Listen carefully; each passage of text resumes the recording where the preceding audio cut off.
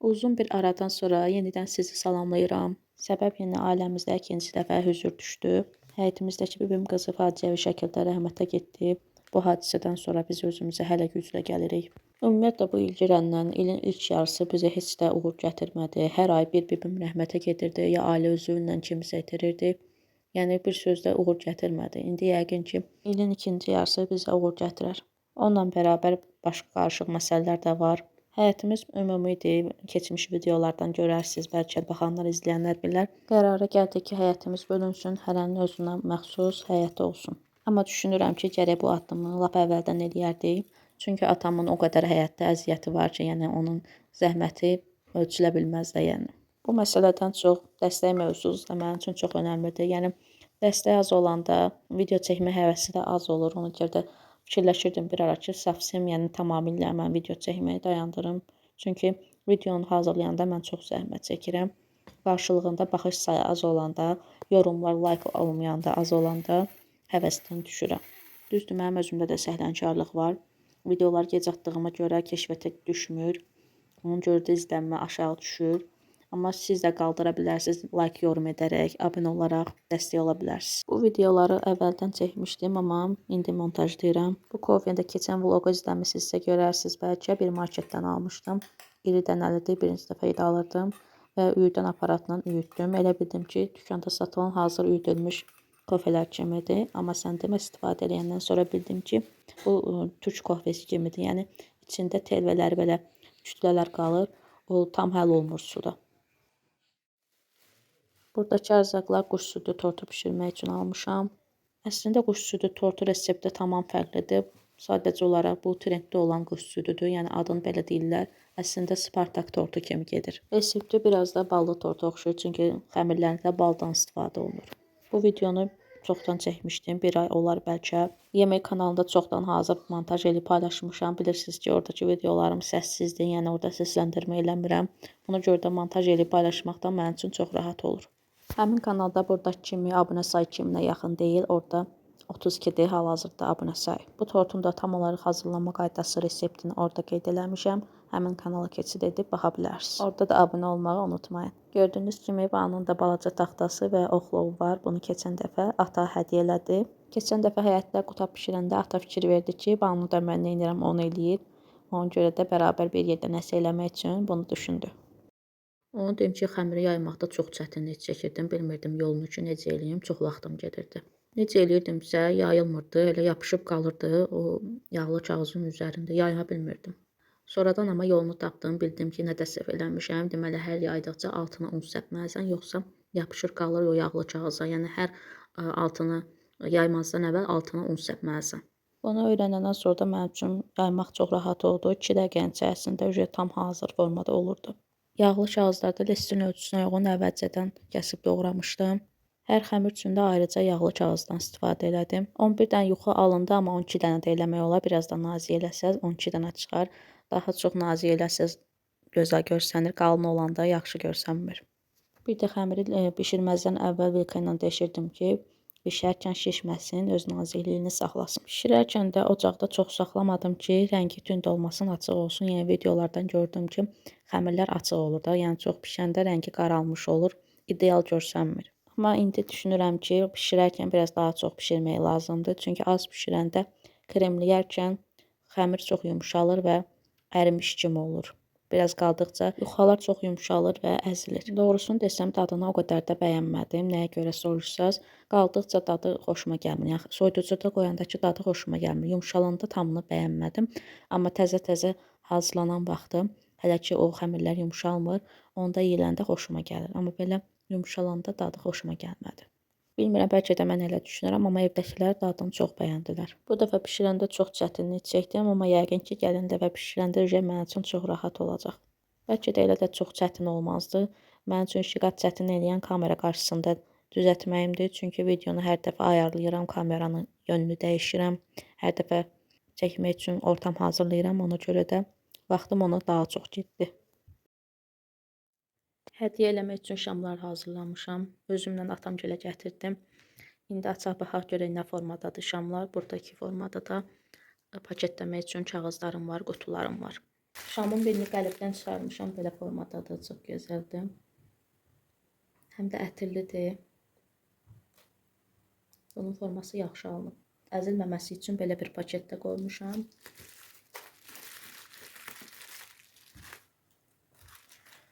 Bir də belə bir şamdır. Çox gözəldir. Bunun da qoxusu gözəldir. Onun üzərinə bir dənə də əlavə olaraq belə papatya formasında şamdır. Bunun üzərinə yapışdıracağım. Sonda baxacaqsınız, görəcəksiniz ki, necə alınıb.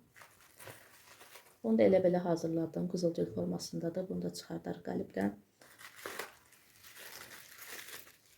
Bayaqki qızılgülün qəlibdə olan formasıdır. 2 dənə hazırlamışdım hər ehtimala qarşı. Buna da baxaq görək necə alınıb.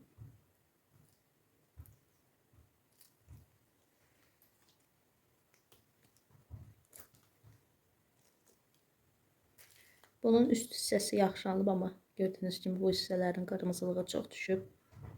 Amma o birisində idealdır. Hədiyyə olaraq bunu seçəcəm. Bunun üstü yaxşıdır. Bu hissəsi yaşıl olsaydı daha yaxşı olardı. Bir də belə bir şey fikrimə gəlib ki, bu stəkanın içində olsa məncə daha gözəl olar. Bu stəkanı da yeni almışam. Amma elə bilirəm ki, hündürlüyü azdır, qısadır. Ona görə biraz qərarsız qalıram ki, bunun içində olanda yaxşıdır, yoxsa ki, adi formada olanda yaxşıdır. Bunu da açaq baxaq. Bunun içərisi sarı olmalıydı, bunu rəngləməmişəm. Əlavə rəngləmək üçün məndə şeylər var, qələm formasında boyalar var, ondan rəngləyəcəm. Qızılgül çox gözəl alınıb, ən çox bunu bəyəndim. Görürsünüz nə gözəldir. Bundan da gedər, belə gözəldir. İndi yadıma düşdü ki, özümlə rəngləmək üçün qələmlər var idi, onu gətirməmişəm. Ona görə də öz evimizə gedəndə bu prosesi davam elətdirəcəm. Ona görə də hələlik ki, hədiyyə edə bilməyəcəm.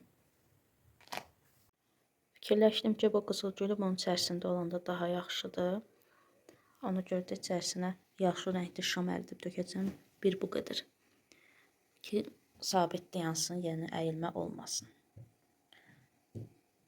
Bayaqçı alım mən qızılgüldə qopartdım. Təzədən əridəcəm. Hazır bunun içərisinə şam əridib tökmüşkən bunun içərisinə də qoyacağım.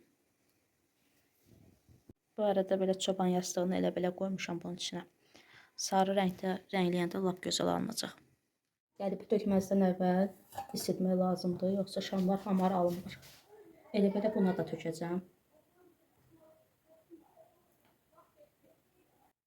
Qəliblərdə şam düzəltməyin yolunu dəfələrlə hazırlamaqla səhvlər eləyə öyrənmişəm, amma bu stakanlarda çox az eləmişəm. Yəni birinci, ikinci dəfə eləyirəm, ona görə də təcrübəm yoxdur.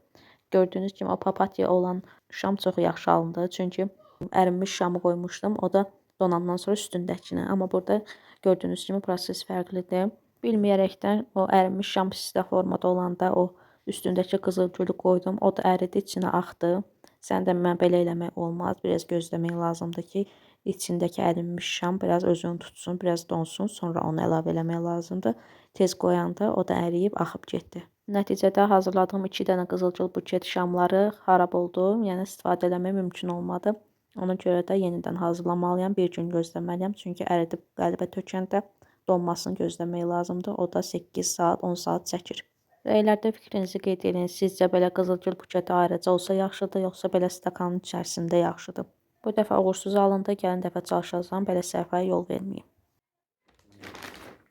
Keçən dəfə bir marketdən alış-veriş elədiyimə görə mənə 20 manatlıq bonus hədiyyə eləmişdilər. Mən də istədim ki, bu fürsəti dəyərləndirim. Həm 20 manatlıq bonusu istifadə elədim, həm də əlavə şeylər aldım. Bacım üçün keçən dəfə ad günü üçün toklu çaynik almışdım.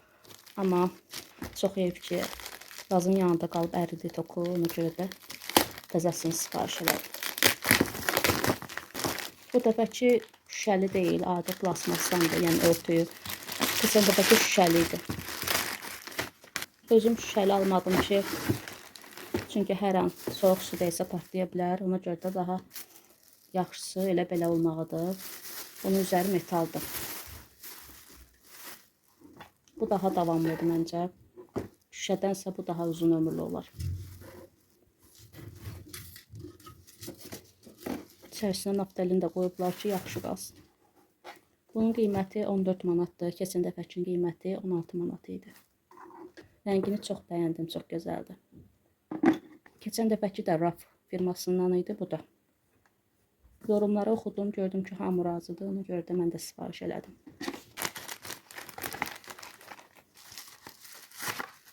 Nəmləndirici kremim qurtarmışdı. Həmişə mən Evaline aloe vera gelini istifadə edirdim, amma bu dəfə dedim ki, fərqlilik olsun. Belə bir nəmləndirici gördüm, həssas dərilər üçündür.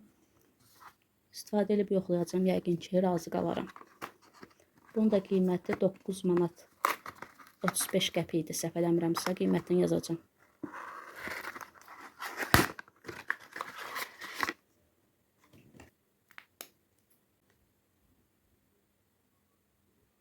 Qoxusu gözəldir, qatı deyil, yəni narahat edici deyil. Nəmləndirməsini də bəyəndim, yaxşıdır.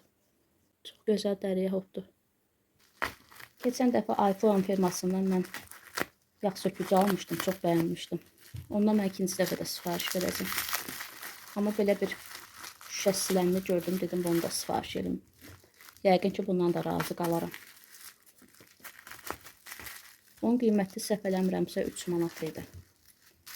Ümumiyyətlə bu firmanın bütün məhsulları keyfiyyətli olur. Yəqin ki, bundan da razı qalacağım. Ədəbəsini də üstündə göndəriblər.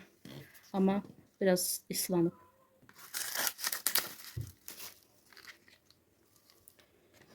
Kosmetikalarım bitəndə çoxsu elə hamısı birdən qutarır. Deməli, nəmləndiricim qutaranda Tananim də qutarmışdı.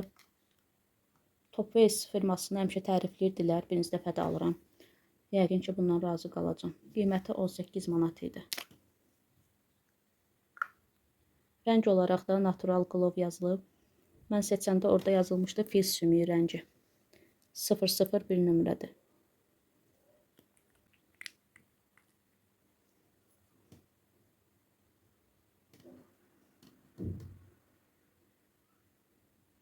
Teksturasını bəyəndim, yaxşıdır. Rəngi də mənə uyğun olacaq. Üzlərim əllərimdən biraz açıqdır. Üzərində də qeyd olunub ki, waterproofdur, yəni ki, suya davamlıdır. Hyaluronik asiddən istifadə olunub, yəni bu dəri üçün çox önəmli nəmləndiricidir. Keyfiyyətli məhsuldur. Hanani nəmləndirici bir də tujum qurtarmışdı eyni vaxtda. Ona görə də tuj da sifariş elədim. Fərqli qiymətləri var idi, amma mən Nərgiz Shopdan sifariş elədim. Yəni oradakı xanımı izləyirəm TikTokdan. Həmişə canlı yayımlarda göstərir istifadə elədiyi məhsulları. Həmin satıcı çox keyfiyyətli məhsullar satır. Ona görə də Nərgiz Shopdan almaq istədim. Aldığım tujun adı Variette'dir. Evaline firmasıdır. Yəqin ki, razı qalacağım. Orijinal məhsuldur. Uzun müddət istifadə edə bilərəm. Fırçası da belədir, yaxından göstərim. Bilməm, görə bilirsinizsə, fokuslanmır. Fırçası da idealdır məncə.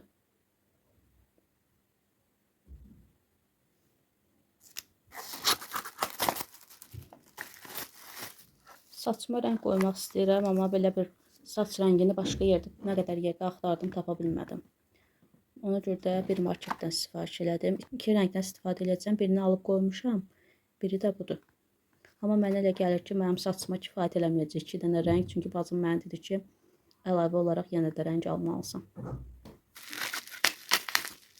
Son məhsulum da bu da Garnier'in dezodorantıdır. Bu məhsulda mən heç yerdə tapmıram. Yəni marketlərdə rastıma gəlmir.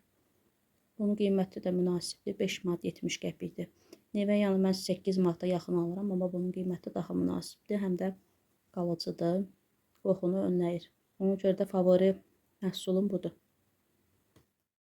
Evdə var nə pişirmək üçün belə yeşikdə çəlik alınmışdı. Mən də onsuz da pişirəcəkdim. Pişirmişkən də istədim ki, videoya çəkim. Necə hazırladığımı da görmək istəyirsinizsə, yemək kanalında baxa bilərsiniz. Çünki tam versiyası oradadır. Burada yarımçıq kəsib qoymuşam. Burada mənə dəstəkləyənlərdən xahiş edirəm ki, o kanalıma da dəstək olub yorum yazsınlar. Sizlərin dəstəyi sayəsində də inşallah video çəkməyə davam eləyəcəm. Hazırladığım varinədə o qədər asan üsulla hazırladım ki, özümə də xoş oldu. Yəni çox da əziyyət çəkmədim. Həqiqətən də dədə-baba üsulu ilə fərqlənir.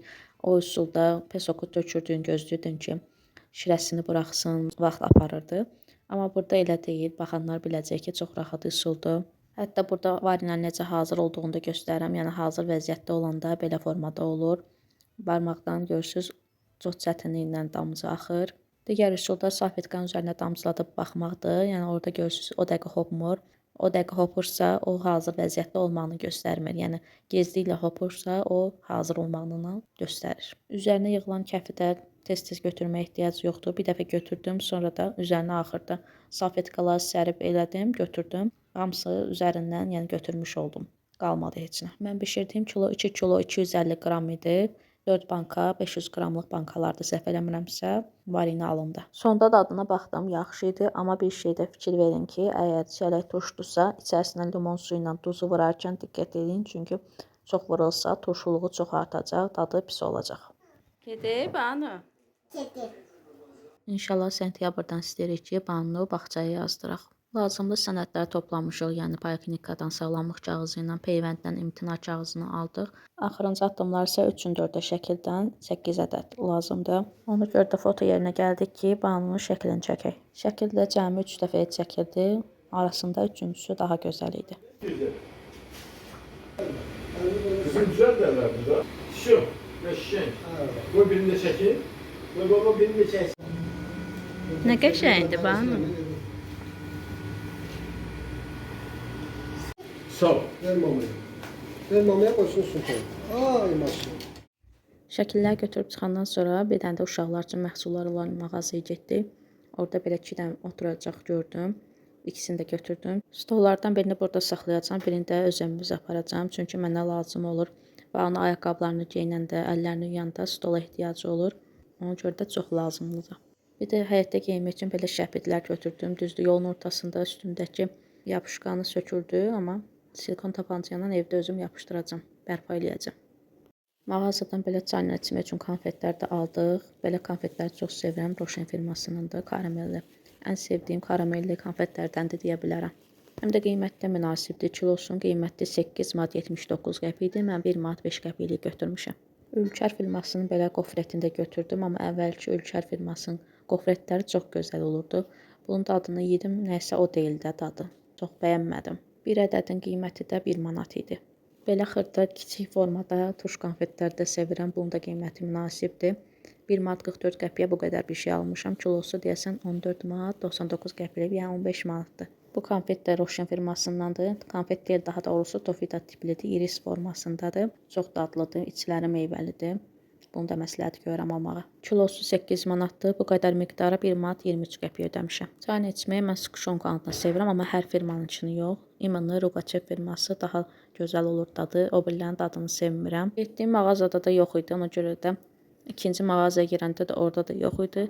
Ondan sonra da İran mağazasına girdik. Banı üçün çöplü su alırdıq.